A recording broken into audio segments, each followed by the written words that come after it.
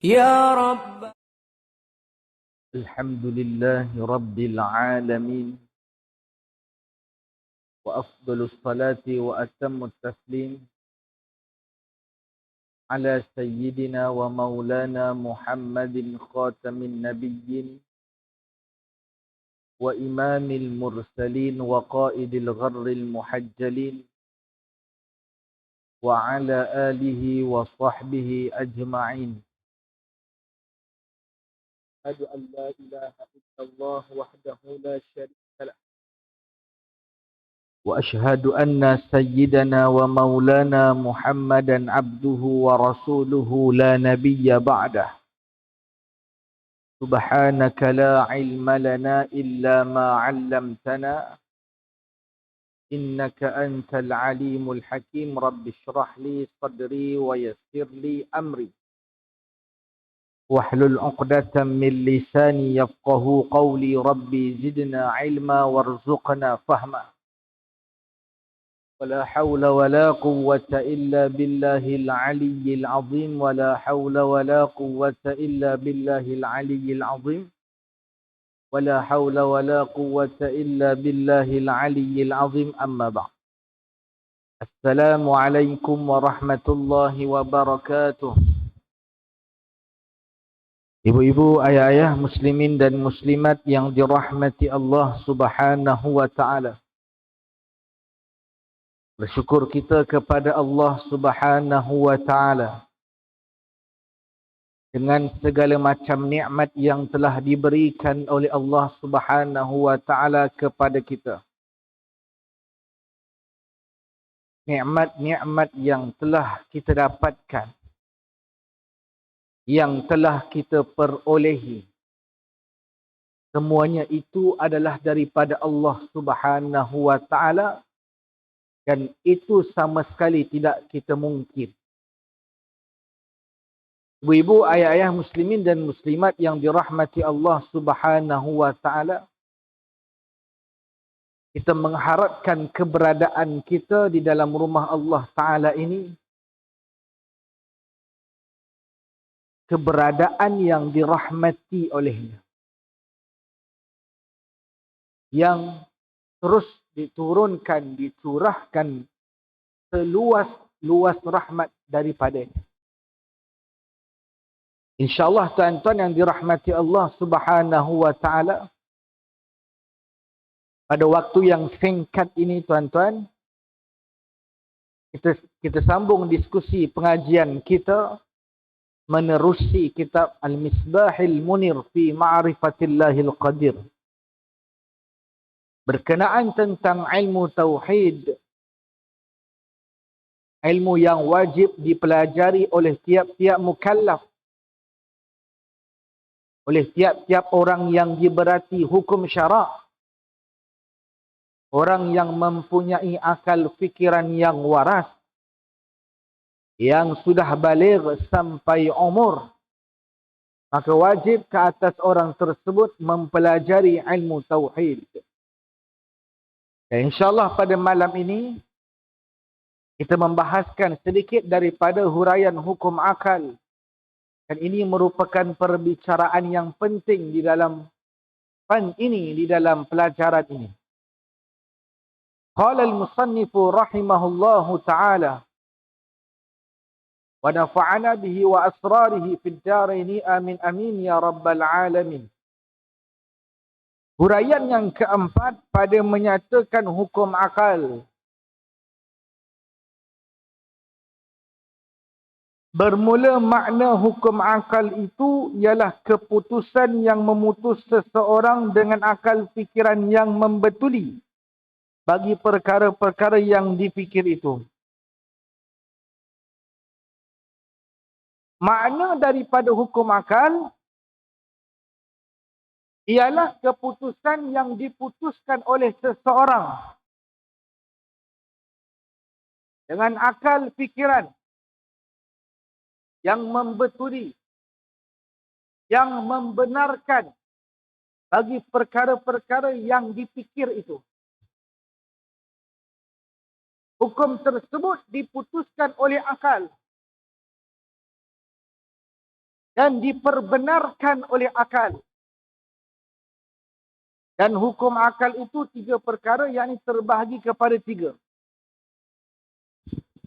Iaitu wajib pada akal. Yang pertama wajib pada akal. Mustahil pada akal. Adapun yang kedua mustahil pada akal. Adapun yang seterusnya yang ketiga harus akal, harus pada akal.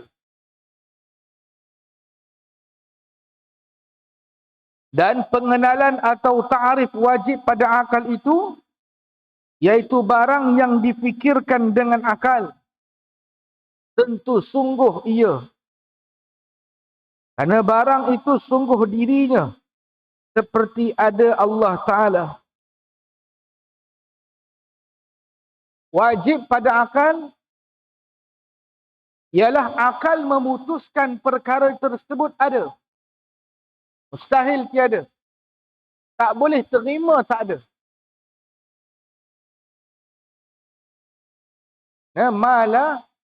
Mala yutasawwaru fil aqli adamuhu.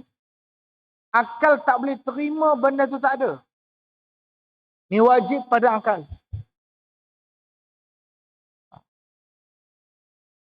Dan benda tu semati, benda tu sungguh. Memang berlaku. Dan akal sama sekali tidak boleh memungkiri hal tersebut. Itu dia. Maka apabila kita fikir dengan akal kita, contohnya seperti ada Allah Ta'ala. Maka apabila kita fikir dengan akal kita, tentulah kita memutus dengan akal akan sungguh. Kerana ada Allah Ta'ala itu sungguh. Itu benda yang benar. Benda yang sungguh. Benda yang sudah sabit. Akal mengatakan, akal memutuskan yang bahawa sesungguhnya Allah Ta'ala itu wajib ada. Maka wajib pada akal mempercayai, meyakini bahawa sesungguhnya Allah Ta'ala itu ada. Apa maksudnya? Maksudnya akal tak boleh terima kalau Allah Ta'ala itu tak ada. Itulah. Akal tak boleh terima kalau Allah Ta'ala itu tak ada. Tuan-tuan yang dirahmati Allah Subhanahu wa Ta'ala begitu. Jadi ini penting kita mempelajari hukum akal. Sebab itu berbeza logik akal dan logik pada adat.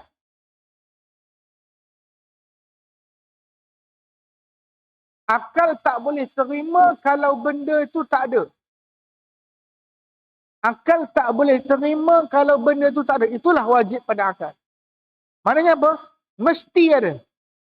Seperti wujudnya Allah Subhanahu wa Ta'ala. Adanya zat Allah Subhanahu wa Ta'ala. Maka akal memutuskan benda tu mesti ada. Sungguh. Dan akal sama sekali tak boleh menerima ketiadaan benda tu. Akal tak boleh terima kalau Allah Ta'ala itu tidak ada. Itu tuan-tuan. Mala yutasawwaru fil aqli adamuhu. Akal tak boleh terima kalau benda tu tak ada. Inilah wajib pada akal.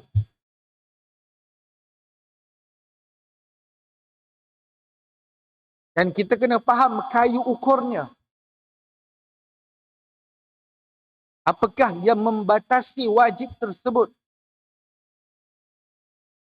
Sebab tu kalau kita faham berkenaan tentang hukum adat, seperti yang telah kita bicarakan pada kuliah kita yang telah lalu, insya-Allah pada perbahasan hukum akal ini, dia agak mudah sedikit untuk kita memahaminya. Kerana apa? Kerana adat itu kebiasaan berlaku. Dan apabila kita sudah membicarakan hukum adat, Dia boleh sahaja menyalahi. Tak ada masalah pun kalau tak berlaku. Ini pada perbahasan hukum adat yang seperti mana kita bicarakan pada kuliah kita yang telah lalu. Lah ni kita nak cerita tentang hukum akal. Maka kita cuba fahami baik-baik supaya kita tidak tersalah faham. Kerana tersalah faham dalam isu ni dia sangat berat. Baik. Kemudian, dan umpamanya daripada segala perkara yang wajib pada akal. Jadi segala sifat-sifat 20 yang nanti kita akan bicarakan itu adalah wajib pada akal. Sifat-sifat 20 yang nanti akan disebutkan oleh pengarang kitab ini dan kita akan perbahaskan insya-Allah, itu semuanya wajib pada akal. Akal kena terima benda tu. Akal kena terima yang bahawa sesungguhnya Allah Ta'ala itu bersifat dengan sifat sama. Akal kena terima yang bahawa sesungguhnya Allah Ta'ala itu bersifat dengan sifat basar. Allah Ta'ala itu maha pelihat, maha pendengar. Benda itu wajib pada akal. Baik. Kemudian,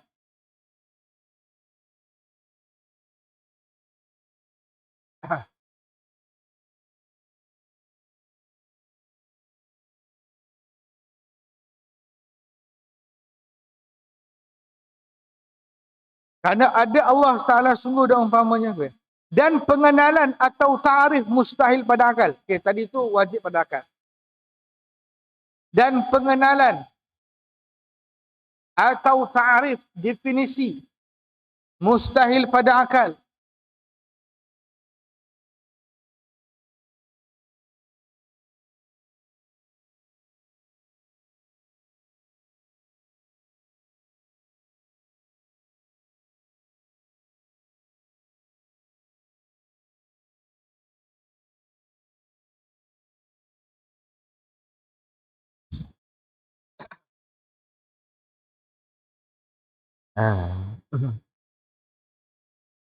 Dan pengenalan atau ta'arif mustahil pada akal itu ialah barang yang difikirkan dengan akal. Tentu tidak, kerana barang yang kita fikir itu tidak seperti tiada Allah Ta'ala. Mustahil. Pada akal ialah ma la yutasawwaru fil aqli wujuduhu. Apa makna mustahil pada akal? Mudah-mudah kita faham macam ni lah tuan-tuan. Mustahil pada akal ialah akal tak boleh terima kalau benda tu ada. Akal tak boleh terima kalau benda tu ada. Kalau wajib pada akal, akal tak boleh terima kalau benda tu tiada. Adapun mustahil pada akal, akal tak boleh terima kalau benda tu ada. Faham tu cukup tuan-tuan? Bila orang tanya, wajib pada akal apa dia? Wajib pada akal, akal mesti terima benda tu. Akal tak boleh terima kalau benda tu tak ada. Tu. Apa mustahil pada akal? Akal kena terima benda tu tak ada. Dan akal tak boleh terima kalau benda tu ada. Belik situ lah. Nanti insyaAllah lah. Tak. Mustahil pada akal itu ialah barang yang difikirkan dengan akal, tentu tidak. Dia tidak berlaku. Akal memutuskan benda itu tak akan berlaku. Kerana barang yang kita fikir itu seperti tiada Allah Ta'ala. Tiada Allah Ta'ala, ini mustahil pada akal. Akal sama sekali tak boleh terima kalau Allah Ta'ala itu tiada. Betul tak? Akal tak boleh terima kalau Allah Ta'ala itu tiada. Maksudnya apa? Mustahil Allah Ta'ala itu tidak ada. Mustahil. Maknanya takkan berlaku benda tu. Benda tu tak akan berlaku. Apa ya? Maka apabila kita fikir dengan akal kita, tentulah kita menghukum atau kita memutus dengan tidak ada. Dengan tidak, kerana tidak ada Tuhan. Itu tidak. Akal memutuskan benda itu tidak berlaku. Kerana tidak ada Tuhan itu tidak. Maksudnya tidak berlaku. Dan umpamanya daripada segala yang mustahil pada akal. Itulah. Ini mustahil pada akal. Akal tak boleh terima kalau benda tu ada.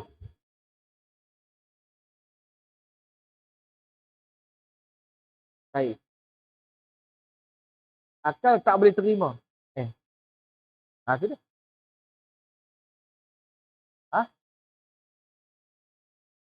Apa dia? Ada contoh je. Contohnya apa dia? Contohnya biasa disebut dalam kitab. Okey. Tidak boleh berhimpun dua benda yang berlawanan. Okey, macam ni. Kipas. Kipas itu bergerak. Kalau dia tak bergerak, dia diam. Dia tak bergerak. Akal tak boleh terima. Ini mustahil pada akal kalau kejadian gerak dan diam itu berlaku di dalam satu masa. Clear, tuan-tuan? Akal tak boleh terima, yang ini mustahil pada akal kalau dua benda yang berlawanan itu berlaku pada satu masa yang sama. Contoh. Sekarang ni pukul 8 minit. Malam ke siang? Malam. Maka mustahil siang pada waktu ini. Yang malam. Akal tak boleh terima kalau saya cakap macam ni. Mustahil pada akal kalau saya cakap lah ni pukul 8 minit malam dan siang. Akal tak boleh terima benda tu. Mustahil. Mustahil. Kalau setakat orang terbang, kalau setakat kita potong tali yang pakai pisau yang tajam tak putus, itu akal boleh terima lagi kalau tak putus. Orang makan 2-3 pinggan tak kenyang-kenyang, itu akal boleh terima lagi. Kalau berhimpun dua benda dalam satu masa, itu mustahil. Kipas dia tengah berpusing. Tak boleh. Tadi kau tengok kipas. Tadi pukul 8 minit aku ingat, aku tengok kipas itu dia berpusing dan dalam masa yang sama dia tak berpusing. Masalahnya apa? Otak dia yang berpusing sebenarnya. Pening dia. Dia pening. Maksudnya otak dia yang pening. Sama ada tuan-tuan. Bagi faham macam tu. Kan? Itu contoh. Maksudnya akal tak boleh terima kalau benda tu ada. Ini mustahil. Dia tak berlaku benda tu. Kan? Kita kias kepada sifat-sifat Allah Ta'ala yang lainnya. Okey. Allah Ta'ala itu maha mendengar. Itu wajib. Akal tak boleh terima kalau Allah Ta'ala itu tidak mendengar. Ini mustahil. Mustahil. Kalau Allah Ta'ala itu tidak maha mendengar. Faham tak? Apa makna mustahil dalam bahasa Melayu kita? Makna mustahil dalam bahasa Melayu kita apa dia? Tak boleh berlaku kan benda tu? Mustahil. Apa makna mustahil? Benda tu mustahil. Impossible. Dalam bahasa Om Putihnya, impossible. Dalam bahasa Arabnya, mustahil. Dalam bahasa Melayu, mustahil. Dalam bahasa BI-nya, impossible. Kita faham tak? Itu dia. Ini mustahil. Dan pengenalan atau ta'rif, definisi harus pada akal itu ialah barang yang difikirkan dengan akal terima sungguhnya dan tidaknya. Kerana barang itu terima sungguhnya dan tidaknya pada diri perkara itu. Seperti makhluk ini. Tuan-tuan yang dirahmati Allah Subhanahu wa taala, yang ketiga, perbahasan hukum akal ialah harus pada akal. Apa makna harus pada akal? Benda tu boleh berlaku dan benda itu juga boleh tak berlaku. Berlaku boleh, tak berlaku pun tak ada masalah.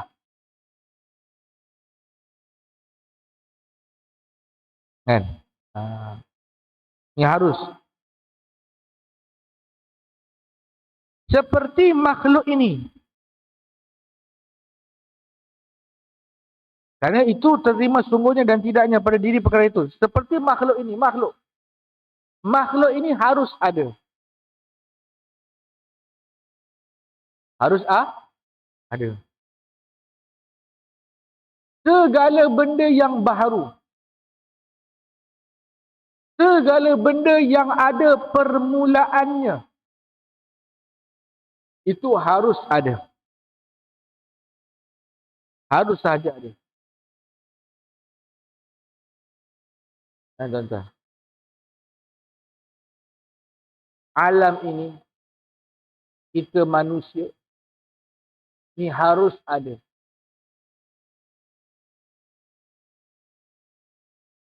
Maknanya apa?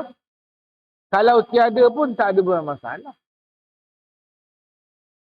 Kita tuan-tuan, kalau Allah Ta'ala tak ada, itu boleh-boleh saja. Boleh ada, boleh tiada. Ini harus. Harus apa? Boleh ada, boleh ada. Ma yasihhu wujuduhu wa adamuhu. Sesuatu yang akal boleh terima, benda tu ada. Akal juga boleh terima kalau benda tu tak ada. Itu dia. Oh dia? Harus.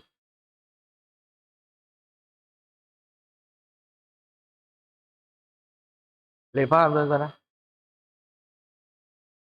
Benda boleh jadi. Kalau orang muda sekarang ni, sebab boleh ni. Dia benda boleh jadi, benda tak boleh jadi. Dia benda tu boleh berlaku dan benda tu boleh juga tak berlaku. Tak ada masalah. Tak ada sesuatu pun yang membataskan benda tu mesti berlaku tak. Sebab dia benda harus pada akal. Seperti adanya makhluk ini. Tuan-tuan, kita ni wajib ada ataupun tidak? Kita tak wajib ada. Keberadaan kita di dalam dunia ini adalah harus. Tak wajib pun. Kalau Allah Subhanahu wa taala meniadakan kita, boleh tak? Boleh, tak ada masalah. Tapi Allah Subhanahu wa taala berkehendak kita ini ada. Dan itu nanti perbahasan sifat iradat, sifat yang 20. Nampak ya? Dia harus pada akal. Apa maksud harus pada akal? Secara mudah-mudahnya, akal boleh terima benda tu ada dan akal juga boleh terima kalau benda tu tak ada. Boleh-boleh saja. Ya kan? Boleh-boleh saja. Tak ada masalah. Baik. Nyanban. Kemudian, maka dapat kita memutuskan dan menghukumkan dengan terima ada dan tiadanya. Atau terima sungguhnya dan terima pula tidaknya. Itu dia. Maka akal memutuskan benda tu boleh ada dan benda tu boleh tak ada. Dan benda tu boleh terima subutnya, tetapnya, dan benda tu boleh saja tak berlaku lah. Seperti itu ada. Faham mudah-mudah lagu tu lah. Itulah dinamakan harus pada akal. Maka nyatalah bahawa hukum akal itu 3. Itu apabila kata wajib pada akal, maka terkenalah kepada barang yang tentu sungguh. Bila kita sebut wajib pada akal, maka terkenalah kepada barang yang tentu sungguh, yang memang confirm berlaku.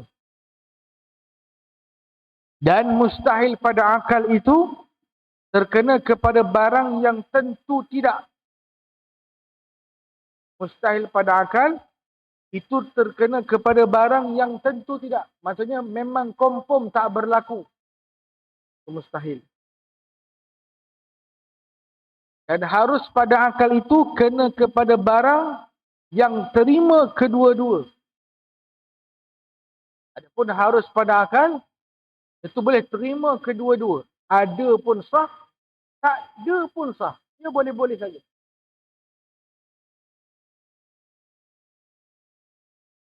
Baik.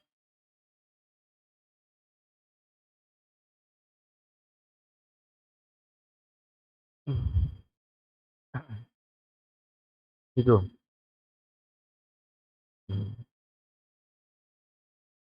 Dan nyata pula daripada huraian hukum akal itu, bahawasanya mengetahui hukum akal itu satu tangga bagi mengenal akidah dan teguh akidahnya. Dan nyata pula daripada huraian hukum akal itu, dan sudah jelas daripada apa yang sudah diperbahaskan mengenai hukum akal itu,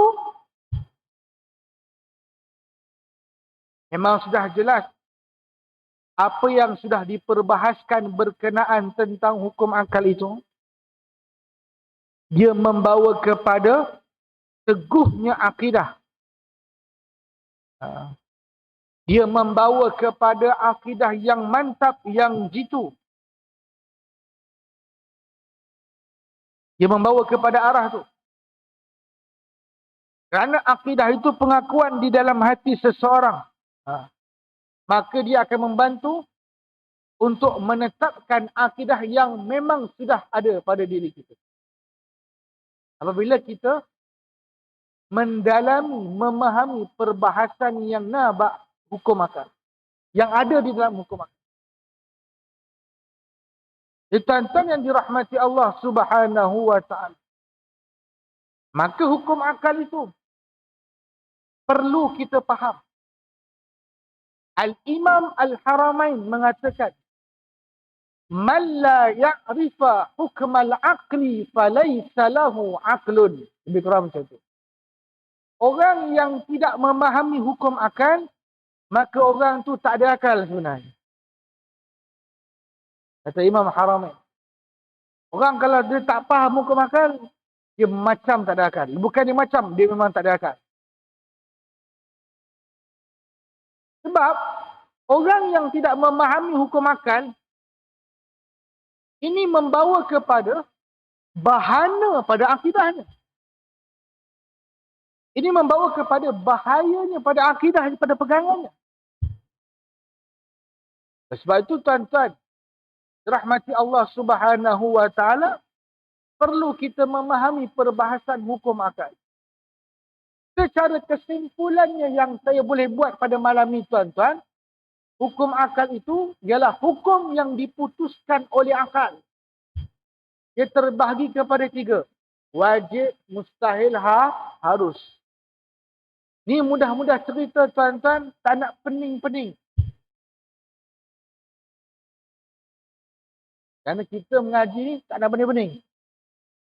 Lagi-lagi kuliah maghrib, kuliah yang penuh santai. Kalau pening-pening susah Ustaz.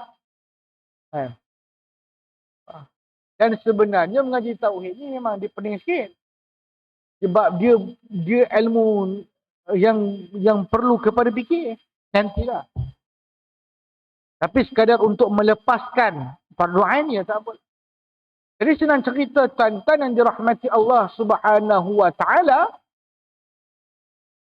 secara dasarnya hukum akal itu terbahagi kepada 3. Yang pertama, wajib pada akal. Apa makna wajib pada akal? Maknanya benda tu mesti berlaku. Akal memutuskan benda tu pasti ada. Apa nanti dibicarakan. Bila akal tu memutuskan benda tu mesti ada, itulah wajib pada akal. Maksudnya apa? Akal tak boleh terima kalau benda tu tak ada. Contohnya adanya Allah Ta'ala itu wajib pada akal.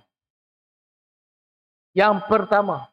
Adapun yang kedua mustahil. Dan sebenarnya kalau makna mudah-mudah, mustahil itu lawan pada kata wajib. Kalau wajib itu mesti ada, mustahil mesti tiada. Boleh faham tuan-tuan? Cukup tuan-tuan, malam ni dapat 3 ni pun dah okey dah. Dah boleh tidur nyenyak insyaAllah. Ada tuan-tuan saya mengajar tauhid, kitab Misbah, kitab yang sama ni.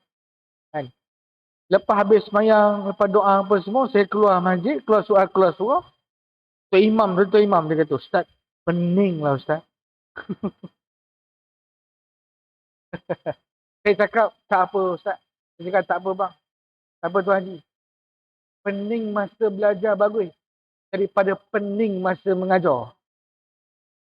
Pening masa mengajar, sakit kepala. Tapi pening masa belajar, ada huraian yang akan dihuraikan oleh seorang guru. Belajar tak faham, itu biasa. Jangan mengajar tak faham. Kita tuan-tuan yang dirahmati Allah. Dalam kehidupan kita ni, kalau tak belajar, ia mengajar. Itu je. Dia dua golongan. Kalau dia tak mengajar, dia belajar. Jangan tinggalkan dua pekerjaan utama ni, belajar dan mengajar. Kalau kita tak pandai, ya kita belajar. Ada orang tanya, Ustaz, malu nak belajar Ustaz, umur dah senja dah Ustaz. Umur dah senja lah kena belajar.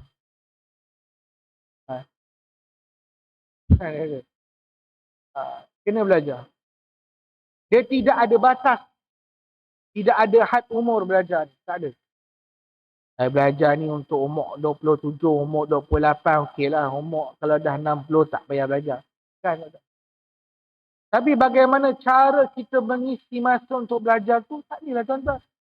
Bainal maghribi wal isya', di antara maghrib dan isya'. Ni tuan-tuan waktu kita ada.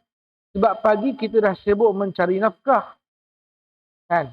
Pagi kita dah sibuk bekerja, ada yang bekerja kan. Macam-macam lah orang kan. Ada yang berniaga, ada yang berada dalam ofis kan. Ada yang berada di luar ofis, ada yang kerja kilang, ada yang macam-macam pekerjaan. Kan. Cumanya di antara maghrib dan isyak lah. Itulah waktu yang kita rasa okeylah start santai-santai Ustaz. Kan. Sambil-sambil kan. Ya tuan-tuan. Ma la yudraku kulluh la yutraku kulluh. Benda kalau tak dapat semua, jangan tinggal semua. Berbeza tuan-tuan kalau dengan anak-anak pondok, anak-anak madrasah, anak-anak hidayah di pesantren. Kan? Macam kami dulu masa mengaji memang masa diperuntukkan untuk belajar. Belajar. Pagi sampai pukul 1 pagi belajar. Adalah rehat masak sikit tapi kan, banyak masa habis untuk belajar. Itu sebab kami masih santri. Masih mondok. Kan. Tapi kalau dah tidak mondok, dah berkahwin, tak bolehlah kita mengekalkan dengan gaya yang sama. Sebab ada benda-benda yang perlu diuruskan tuan-tuan. Jadi tak ada masalah tuan-tuan. Tak je maghrib dan isyak je. Pesta kuliah maghrib ni mana boleh lama-lama tuan-tuan. Kan? Dia lepas isyak tu 2-3 minit, lepas azan isyak 2-3 minit okey lah. Jangan lama sangat. Kan? Kadang orang nak sibuk makan. Kan? Itu dia. Tapi kalau anak santri pondok memang saya tu 2-3 jam sekali belajar tak ada masalah. Kan? Sampai tumit tu merekah. Tapi alhamdulillah lah. Maksudnya apa? Kita ni tak boleh buat semua, ya jangan tinggal semua. InsyaAllah tuan-tuan. Rasa cukup. Kita duduk dalam masjid ni, kecap maghrib, lepas maghrib ada kuliah. Alhamdulillah.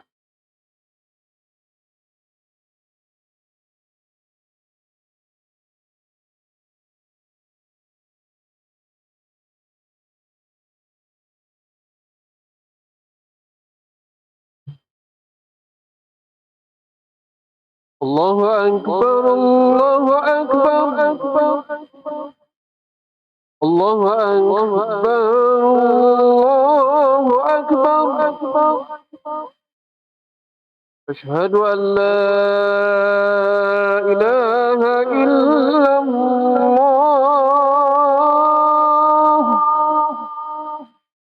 Asyhadu an la ilaha illallah.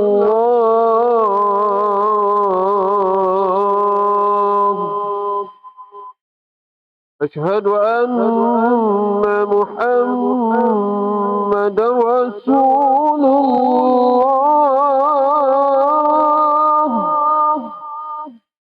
Asyhadu anna Muhammadar Rasulullah.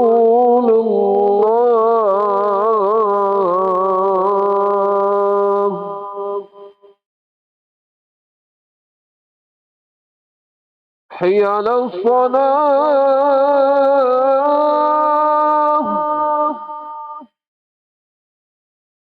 حي على الصلاة.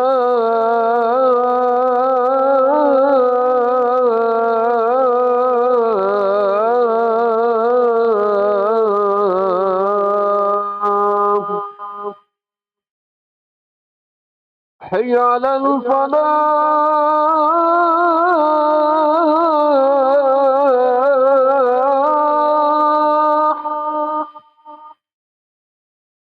حي على الفلاح.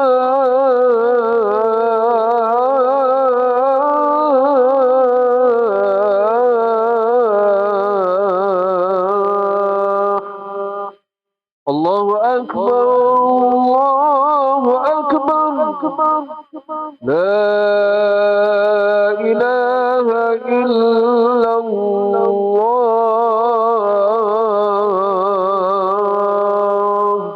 La ilaha illallah Rasulullah sallallahu alaihi wasallam. Allahumma rabb hadhihi da'wati tammati was-salatil qa'imah. Ati sayyidina Muhammad wasilat wal fadilah wa syaraf wa darajatal aliyah rafi'ah. Wab'athu maqaman mahmud alladhi wa'anta inna. Tuan-tuan yang dirahmati Allah. Jadi yang ketiganya harus pada akal. Secara kesimpulannya tuan-tuan, harus pada akal itu ialah benda boleh berlaku dan benda itu tidak boleh berlaku dan boleh-boleh sahaja tak berlaku. Seperti adanya alam ini boleh berlaku dan boleh tak berlaku. Allah Ta'ala tidak menciptakan seseorang itu boleh-boleh saja. Dia boleh berlaku, boleh tak berlaku. Dan daripada harus pada akal inilah keluarnya hukum adat yang sudah kita bicarakan. InsyaAllah tuan-tuan. Setakat itu saja tuan-tuan. Boleh lah? InsyaAllah. Tuan-tuan yang dirahmati Allah Subhanahu Wa Ta'ala. Di sebelum saya mengakhiri, menangguhkan kuliah saya pada malam ni tuan-tuan. Ini sebenarnya ada benda yang saya nak bagi tahu. Saya jarang nak bagi tahu tuan-tuan. Tuan-tuan yang dirahmati Allah Subhanahu Wa Ta'ala, ada sahabat kami tuan-tuan. Sahabat pondok lah. Dia di antara tenaga khidmat pondok. Dia baru-baru ni ada majlis maulid.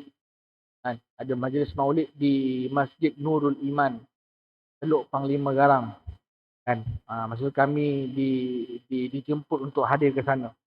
Jadi ada seorang anak sahabat kami tenaga khidmat pondok. Anak dia kecil lagi. Umur dalam 2 tahun lebih. Ada spotlight besar tu. Dia pergi siram air dalam spotlight tu. Habis jahanam spotlight. Lampu high beam tu. Jadi dia cerita, kawan saya dia cerita kat saya. Dia kata Ustaz, macam mana Ustaz? Saya tak tahu nak cakap macam mana Ustaz. Anak saya dah buat lucu. anak saya dah buat lucu. Kan? Dia kata, habis tu macam mana? Dia kata orang yang orang punya tu dia minta dalam lebih kurang 4,500. Kan? Lebih kurang 4,500. Benda tu bukan beli satu, kena beli dua. Jadi rosak yang teruk lah. Jadi, sampai 4,500. Jadi tuan-tuan yang dirahmati Allah Subhanahu Wa Taala. Jadi sebenarnya saya jarang nak umum benda ni kat masjid. Tapi tuan-tuan yang dirahmati Allah Subhanahu Wa Taala, kalau ada siapa-siapa yang ingin membantu meringankan beban sahabat saya, dan benda ni bukan disengajakan. Ialah anak kecil kadang terlepas. Dia ingat itu pasu bunga, disiram air. Jadi tuan-tuan yang dirahmati Allah Subhanahu Wa Taala, biasalah kami di pondok, kami di madrasah, nak dapat 4,500 tu senyum tuan-tuan, tak dapat.